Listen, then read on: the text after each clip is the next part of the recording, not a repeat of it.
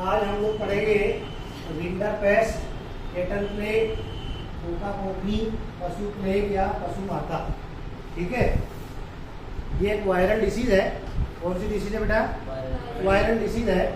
और वायरस का जो नाम है वो है अल्ट्रा विजिबल वायरस, और एक होता है निकोली वायरस।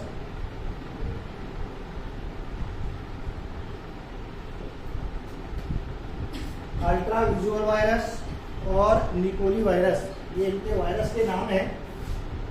सबसे महत्वपूर्ण चीज हमको जो पढ़नी है वो पढ़नी है हमको सिम्टम। क्या पढ़ने हैं? सिम्टम। जब पशुओं में ये बीमारी होती है तो पशुओं में कौन से लक्षण प्रकट होते हैं, ताकि उन लक्षणों को देखकर हम ये पहचान सकते हैं कि ये बीमारी है और उसका ट्रीटमेंट इस प्रकार से करना चाहिए। ठीक है, सबसे पहली बात, ये रिंडर पेस्ट जो होती है इसके कुछ मेजर सिम्टम होते हैं, और वो सिम्टम ऐसे होते हैं जो केवल इसी डिसीज में दिखाई देते हैं। जैसे फर्स्ट जो होता है वो होता है ulcer in mucous membrane. Mucous membrane. दूसरा जो होता है वो होता है स्नूटिंग डायरिया। स्नूटिंग डायरिया, ये इसके दो मेजर सिम्टम है। और तीसरा ब्लडी डंग। और चौथा जो होता है वो होता है जेब्रा मार्किंग इन रेक्टम। मैं आपको ये चारों लक्षण समझाता हूं, पहले आप इसको नोट कर लें। ये इस डिसीज के मेजर सिम्टम है। सबसे पहला देखिए यहाँ पर म्यूकस मेम्ब्रेन। पशु का जो माउथ वाला पार्ट होता है उसके अंदर की जो लेयर होती है उसको हम बोलते हैं म्यूकस मेम्ब्रेन। क्या कहते हैं उसको? हाँ। और अल्सर का मतलब होते हैं छाले। अल्सर का क्या मतलब होता है? छाले। तो यदि मुंह के अंदर की झिल्ली के ऊपर अगर छाले दिखाई दे रहे हैं तो हम कह सकते हैं कि वो कौन सी डिसीज होगी? Rinder paste. ये पहला सिम्टम क्लियर हो गया। दूसरा होता है स्नूटिंग डायरिया। स्नूटिंग का मतलब होता है पिचकारी नुमा दस्त। डायरिया का मतलब क्या होगा? दस्त। पिचकारी नुमा दस्त। इसमें पशु क्या करता है? बहुत ही पतले कलर के स्मेली, बदबू, गंदे दाग जो है वो डायरिया करता है, दस्त निकालता है, पूरी पशुशाला गंदी कर देता है। अरे क्या समझ में आया? इसलिए हम इसको क्या बोलते हैं? स्नूटिंग डायरिया। क्या कहते हैं इसको? बहुत ही याद रखना, बहुत आसान काम है। पिचकारी नुमा, जब पशु जो है वो पिचकारी की तरह दस्त करे तो बताओ वो कौन सी बीमारी होगी? स्नूटिंग डायरिया नहीं, वो बीमारी का नाम क्या है? रिंडर पेस्ट, या उसको बोलते हैं पशु प्लेग। क्या क्लियर हो गया? अगला होता है ब्लडी डंग। जब पशु लास्ट स्टेज में पहुंचता है, अभी अपन यहाँ कह रहे हैं कि स्नूटिंग डायरिया करता है, अब यहाँ पर हम क्या कह रहे हैं? बोले ब्लडी डंग करता है। लेकिन जब पशु लास्ट स्टेज में पहुंचता है, पशु जब मरने वाला होता है तो उस समय उसका डंग जो है वो काफी हार्ड हो जाता है। यहाँ पर कैसा था? स्नूटिंग, और अब यहाँ पर कैसा हो गया? हार्ड हो गया। और वो भी कैसा? ब्लडी। वो ब्लड के साथ में डंग डिस्चार्ज करेगा। किसके साथ में? ब्लड के साथ में। तो अगर इंडिंग स्टेज में या लास्ट स्टेज में अगर कोई एनिमल जो है वो डंग के साथ में ब्लड डिस्चार्ज कर रहा है तो बताओ वो कौन सी डिसीज हो सकती है? अरे कौन सी? कैटल प्लेग हो सकती है। क्या ये तीसरा सिम्टम क्लियर हो गया? और चौथा होता है जेब्रा मार्किंग इन रेक्टम। वास्तव में ये सिम्टम ऐसा होता है जिसमें पशु के मरने के बाद में यदि हम उसकी बॉडी का पोस्टमार्टम करें, क्या करें? समझते हो ना पोस्टमार्टम? तो जब कोई एनिमल मर जाए इस डिसीज से, और यदि मान लो हमको उसका पोस्टमार्टम करना पड़े और हम कंफर्मेशन चाहते हैं कि क्या वास्तव में ये कैटल प्लेग था या नहीं था, हम डायग्नोस कर रहे हैं, तो पशु का जो रेक्टम वाला पार्ट होता है, रेक्टम समझते हैं ना?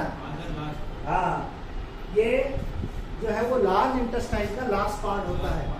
ठीक है ना? तो इस पर जो है वो जेब्रा मार्किंग हो जाएगी, मतलब ऐसे निशान बन जाएंगे। हम ये भी एक साधारण भाषा में कह सकते हैं कि पूरा रेक्टम छील जाता है। क्यों? बार बार दस्त करके। बार बार दस्त करके ये पूरा छिल जाता है, और इसीलिए तो क्या होता है, ब्लडी डायरिया होता है। इसीलिए क्या होता है, ब्लडी डायरिया होता है।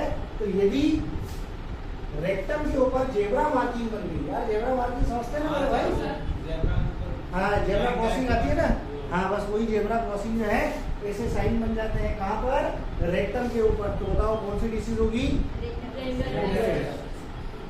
अगर हम 8% की बात करें तो इंडिया में इस डिसीज को फुली प्रिवेंट कर लिया गया है, मतलब हमारे देश में इस बीमारी से पशु अब मरते नहीं हैं।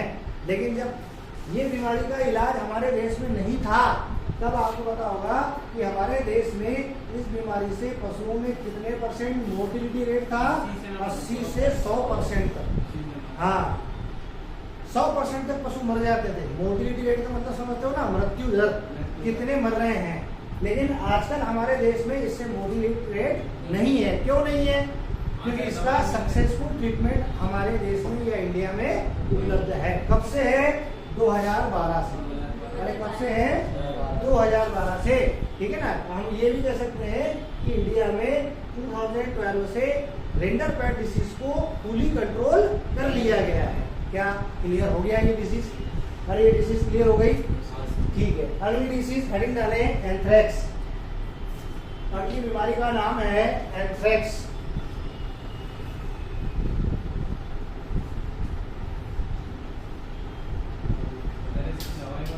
कोई दवाई नहीं, बस इसका जो है एक एंटी सीरम आता है, हाँ केटल प्लेग एंटी सीरम, उससे जो है वो आप इसको जो है वो ट्रीटमेंट कर सकते हैं।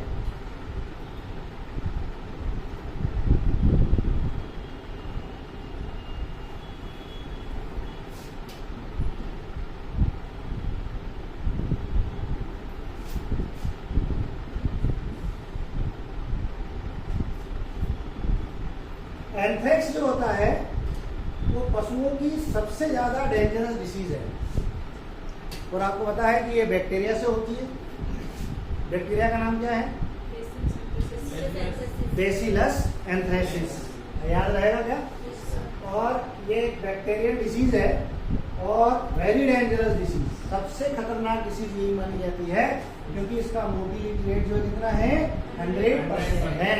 अगर किसी को एंथ्रेक्स हुआ मतलब उसका मरना तय है, चाहे वो 1 घंटे में मर जाए, चाहे वो 24 घंटे में लग जाए उसको, लेकिन उसका मरना निश्चित है। इसका मोर्टिलिटी रेट कितना होता है, 100%। और इसका कोई ट्रीटमेंट नहीं है मेरा भाई, इसका जो है वो कोई ट्रीटमेंट नहीं है, मतलब इसका कोई इलाज नहीं, कोई दवाई नहीं बनी इसकी। तो इसको रोकने के लिए केवल एक ही तरीका होता है, वो होता है वैक्सीनेशन।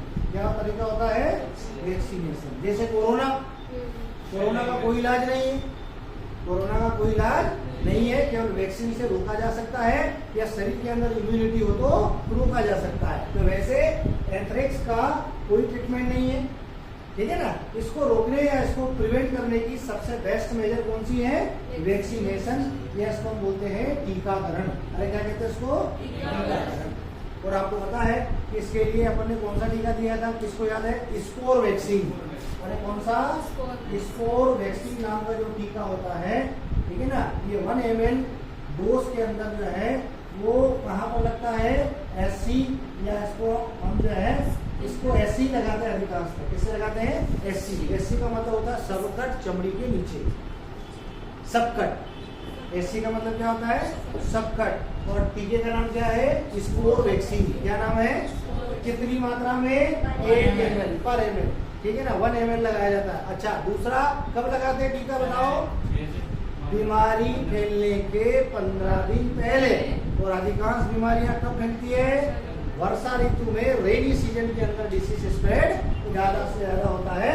तो जब रेनी सीजन स्टार्ट हो, इसका मतलब है कि हमको मई या जून के मंथ में वैक्सीनेशन का काम कर लेना चाहिए। क्या क्लियर हो गया ना, है हर साल करना पड़ता है, ये हर साल टीका लगता है 1 ml डोज, हाँ एवरी ईयर। अगर आपने 1 साल नहीं लगाया, पता चला कि एंथ्रेक्स आ गई, मतलब गया, मरना तय है। अरे क्या समझ में आया, ठीक है।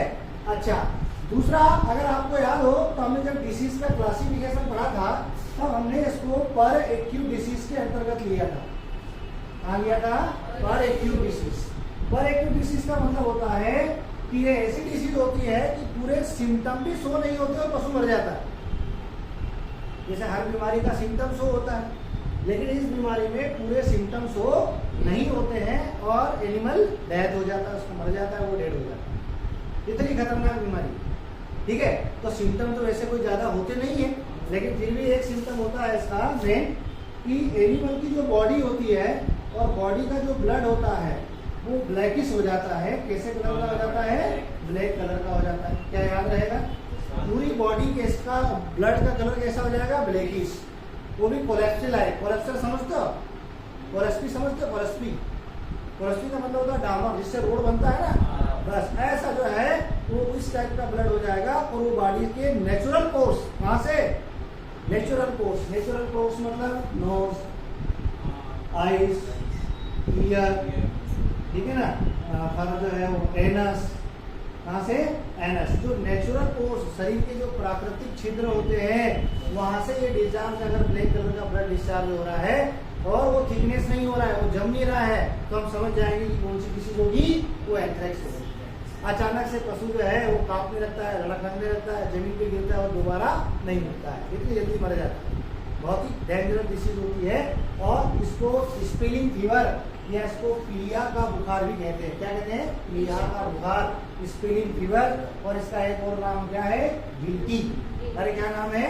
गिल्टी। इसका कोई इलाज नहीं है, ये मैं पहले ही बता चुका हूँ।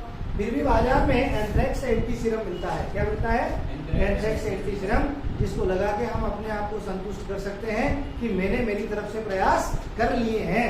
बच जाए तो किस्मत और नहीं बचे तो कोई दिक्कत नहीं। क्या ये दोनों डिसीज क्लियर हो गई? अरे दोनों डिसीज क्लियर है कि नहीं है?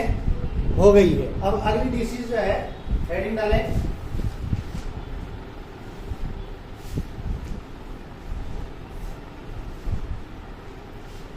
अगली डिसीज है मैस्टाइटिस। मैस्टाइटिस, हाँ, इसको बोलते हैं थनैला। थनैला, इसको बोलते हैं गारगट, इसको बोलते हैं गटगट, हाँ, इसको गारगट, गटगट, मैस्टाइटिस, थनैला, ठीक है ना। इतने सारे नाम हैं और ये एक ऑर्डर डिसीज है। कैसी डिसीज है बेटा? Order disease. ये हम ऑर्डर किसमें होता है? मेल में या फीमेल में? इसका मतलब है कि एक फीमेल डिसीज है। कैसी डिसीज है? फीमेल डिसीज होती है। और गाय का जो टीथ होता है, गाय का जो थन होता है, उस थन के अंदर जो है इसका इन्फेक्शन हो जाता है। और जैसे ही इन्फेक्शन होता है तो टीथ के अंदर सबसे पहले स्वेलिंग आ जाती है। क्या आ जाती है? अरे याद रहेगा कि नहीं रहेगा? स्वेलिंग का मतलब होता है सूजन। स्वेलिंग का मतलब क्या होता है? सूजन। तो जब थनों के अंदर सूजन आ जाए, ठीक है ना, टीथ का साइज इनरेगुलर हो जाए, टेढ़े मेढ़े हो जाए, टीथ का साइज कैसा हो जाता है? इनरेगुलर, टेढ़े मेढ़े हो जाते हैं।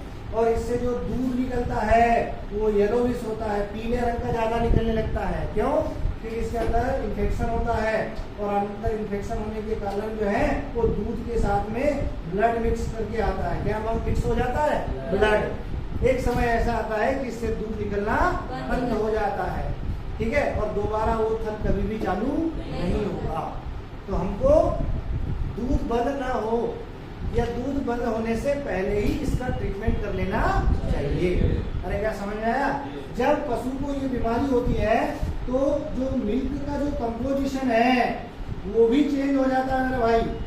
चेंज द मिल्क कंपोजिशन, ये भी याद रखना है। लैक्टोज डिक्रीज होता है और क्लोराइड इंक्रीज होता है, ये भी याद रखना है कि थनैला नामक डिसीज में मिल्क कंपोजिशन जो है वो चेंज हो जाता है। और चेंज क्या होता है?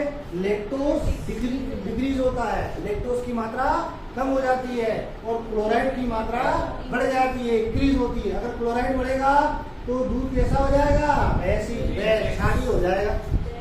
अरे कैसा हो जाएगा? क्षारीय, गैस को हम कह सकते हैं अल्कलाइन हो जाएगा।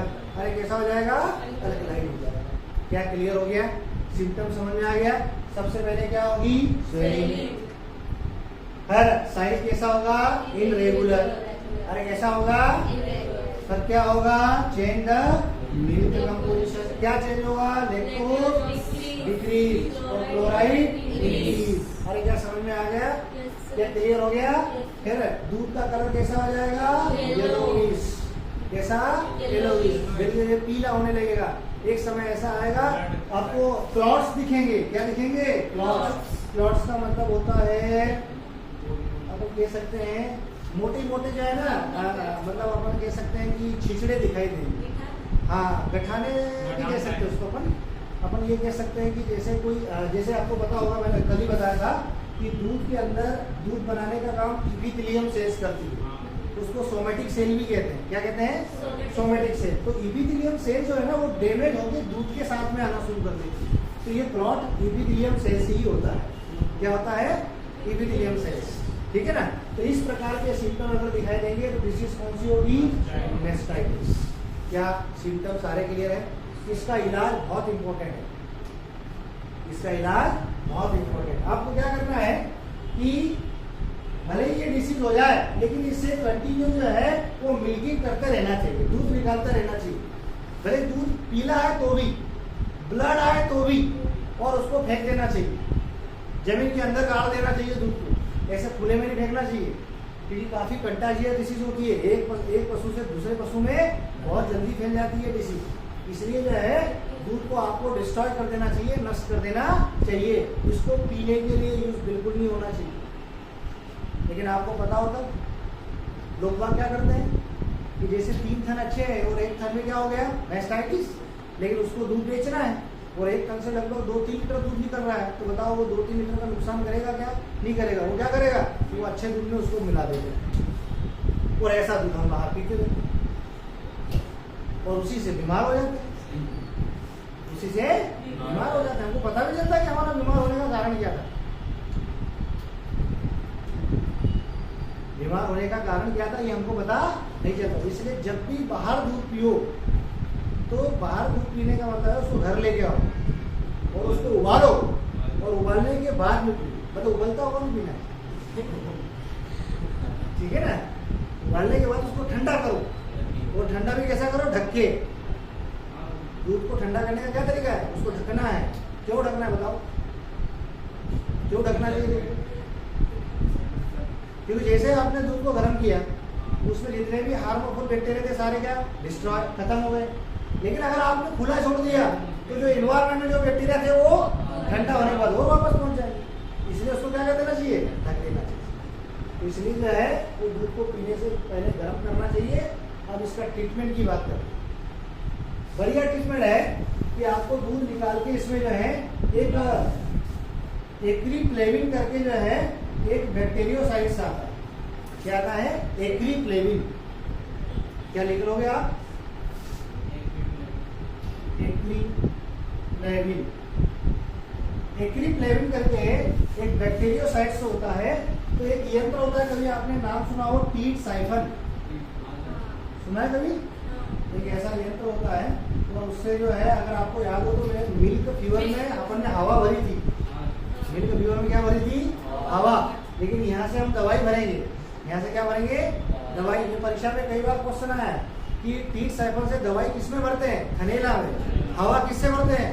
मिल्क फीवर में। क्वेश्चन जो यंत्र इंस्ट्रूमेंट एक ही है, इंस्ट्रूमेंट एक ही है, लेकिन आंसर अलग अलग है। अगर हवा भरेंगे तो मिल्क फीवर और अगर एक्रीप्लेविन भरेंगे तो थनेला, मेस्टाइटिस। तो ये अंदर के अंदर इन्फेक्शन बैक्टीरिया को मार देगा और 3 से 4 दिन में ये कीट जो है वो सही हो जाएगा। अरे क्या समझ में आ गया? अरे क्लियर हुआ? ये मेस्टाइटिस क्लियर हो गई।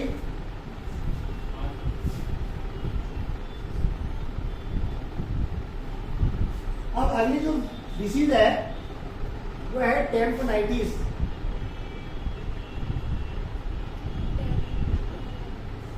या इसको बोलते हैं टेम्पेनी, या इसको बोलते हैं ब्लॉट।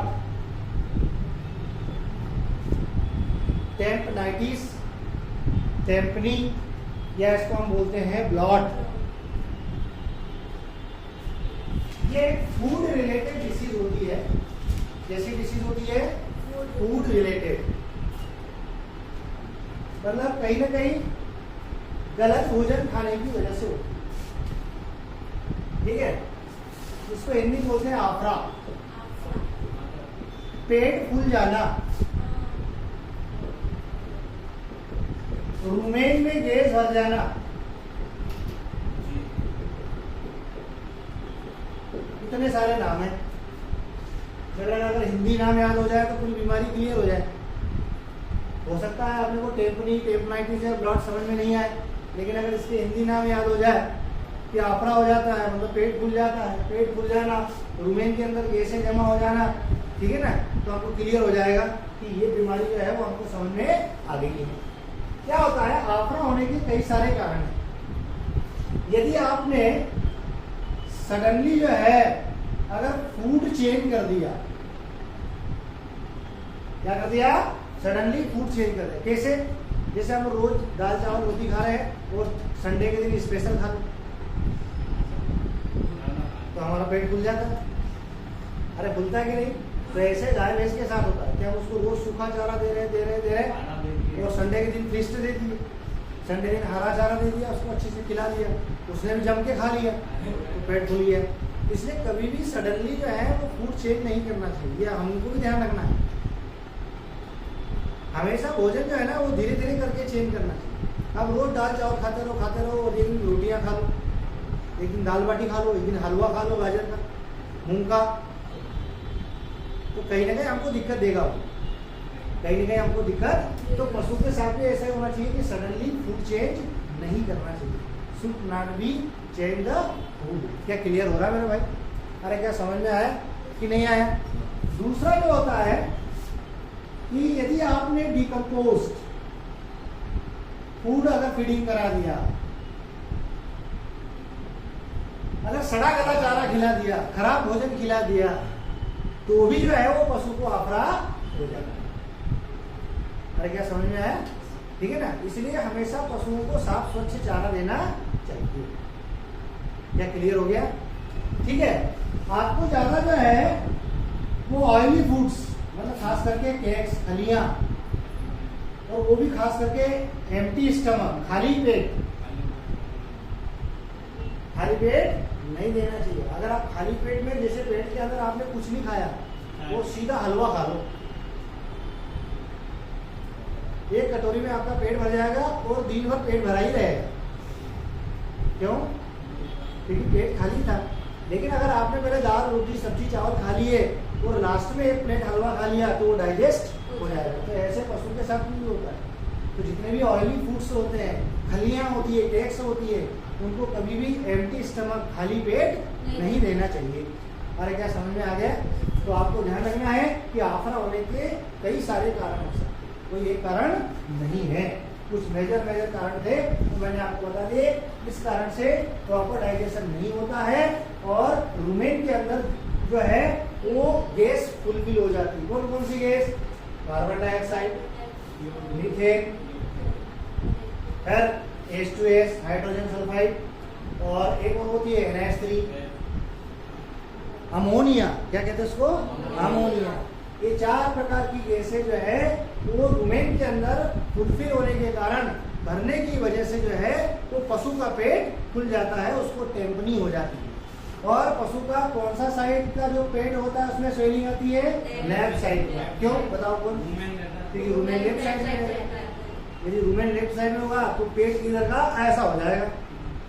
हमको आसानी से पहचान में आ जाएगा कि लेफ्ट साइड का खुल गया है, मतलब टेम्पनी हो गया है।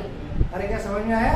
तो ये इसका पहला सिम्टम है, ठीक है ना, कि swelling on left side abdomen, swelling on left side abdomen. क्यों? ये मैंने रीजन बता दिया। अरे ये रीजन मैंने आपको बता दिया। अरे क्या समझ में आया ना? दूसरा, यदि हम इस लेफ्ट साइड के एब्डोमेन को प्रेस करते हैं, दबाते हैं, तो थप थप की आवाज आती है, ढोलक जैसी आवाज आती है। इसका मतलब है शादी ब्याह में बजाना शुरू कर दो, क्योंकि गैसें भरी हुई है, ठीक है ना। तो जो है वो थप थप का जो है वो साउंड प्रोड्यूसिंग होता है, लेकिन बजाना नहीं है। अरे क्या समझ में आ गया? और एक समय ऐसा आएगा कि पशु जो है, एक और एक्स्ट्रा मेन सिम्टम होता है जो है कि पशु जो है वो हाइंड लेग्स को जो है एब्डोमेन पर प्रेस करेगा, पिछले पांव को जो है वो पेट के ऊपर मारता है, पीटता है। क्यों? क्योंकि पेनफुल होता है। जब पेट के अंदर गैस होती है ना तो पेट दर्द होता है, पेट में पेन होता है, तो वो पाँव मार मार कर जो है उस पेन को कम करने की कोशिश करता है, लेकिन ऐसे पेन कम होता नहीं है। लेकिन ये सिम्टम है, हम पहचान सकते हैं कि इस प्रकार से जो है ये टेम्पनाइटिस के 3 सिम्टम मैंने आपको क्लियर कर दिए। हो गया क्लियर क्या? अब हम इस बीमारी का इलाज कैसे करेंगे? सबसे पहला तरीका है कि अगर आपने एक ऑयल का नाम सुना हो, टर्पेंट ऑयल या टारपीन का तेल, नाम सुना कभी? जो टर्पेंट ऑयल होता है वो आपको पिलाना चाहिए, क्योंकि ये बहुत ही लैक्सेटिव होता है। कैसा होता है? लैक्सेटिव। लैक्सेटिव का मतलब होता है पेट साफ करने वाला। अगर ये तेल पिला दिया तो पूरा पेट साफ, सारी गैसें बाहर हो जाएगी। तो ये टारपीन का तेल पिलाना चाहिए उसको, ठीक है ना। अगर टारपीन का तेल नहीं मिल रहा हो तो घर में जो तेल हो वो पिला दो, सोयाबीन का, ठीक है ना, सरसों का, मूंगफली का, खाने वाला तेल खिला दो। नहीं तो सेव मिक्सचर खिला दो, क्योंकि उसमें भी अजवाइन, सोट, जीरा, ऑयल सब होते हैं, काफी लैक्सेटिव होते हैं, ठीक है ना। हाँ, कायम चीज नहीं। हाँ, बोला हाजमोला दे दो, हाजमोला असर नहीं करेगा, हाजमोला असर नहीं करेगा। सबसे बेस्ट ट्रीटमेंट क्या है? टर्पेंट ऑयल। और एक दूसरा और होता है, एक इंस्ट्रूमेंट होता है जिसको हम बोलते हैं ट्रोकार कैनुला। क्या कहते हैं उसको? ट्रोकार कैनुला। नाम सुना कभी? इसको बोलते हैं ट्रोकार कैनुला। ये ट्रोकार होता है और ये कैनुला होता है। ये 2 प्रकार के यंत्र होते हैं। इससे जो है, इस कैनुला नामक यंत्र से जो लेफ्ट हैंड साइड का जो एब्डोमेन होता है उसमें इसको अंदर भेज दिया जाता है, छेद कर दिया जाता है। हाँ, और फिर उसमें ये ट्रोकार सेट कर देते हैं। तो ये कैसा होता है? सिलेंड्रिकल। तो सारी गैसें बाहर, और फिर यहीं से टर्पेंट ऑयल डाल दो, टारपीन का तेल डाल दो, ताकि दोबारा जो है वहां पर गैसें नहीं बने। क्या ये आफरा क्लियर है? इलाज भी क्लियर हो गया, सिम्टम भी क्लियर हो गए कि नहीं हुआ बेटा? छेद करना है ना, इससे पेट के अंदर छेद करना है भाई, बचाना है तो छेद करना है। क्योंकि आफरा में 2 प्रकार का होता है बेटा, एक जनरल और एक फ्रोती। एक झागदार, फ्रोती मतलब झागदार। ये जनरल में क्या होता है? पेट फूलता है, गैस निकल जाती है और वापस से ठीक हो जाती है। 1 दिन, 2 दिन, 4 दिन ऐसा होता है, ठीक है ना। फिर उसके बाद में क्या? लेकिन जो फ्रोती होता है ना, ये वेरी डेंजरस, बहुत खतरनाक होता है। ये बहुत ही खतरनाक होता है। पेट के अंदर झाग बनता है और इसमें पशु की डेड हो जाता, मर जाता है। इसलिए जो है वो इस बीमारी से जो है अपने को पशुओं को, या फ्रोती जो टेम्पली होता है, उससे बचाना चाहिए। इसलिए हमेशा पशुओं को फ्रेश फीडिंग करानी चाहिए, पाउडर फीडिंग कराना चाहिए, चारे खिलाना चाहिए, वाटर भी अच्छा देना चाहिए, ठीक है ना। टाइमली केयर भी करना चाहिए। अगर डाइजेशन प्रॉपर होगा तो गैसें डिपॉजिट नहीं। क्या क्लियर हो गया? अरे क्या क्लियर हो गया बेटा? इस प्रकार से ये हम लोगों ने कुछ डिसीज पढ़ी जो बहुत ही इम्पोर्टेंट डिसीज थी एनिमल्स की, ठीक है ना। तो इस प्रकार से ये हमारा टॉपिक खत्म हो गया है। आज के लिए इतना। जय हिंद।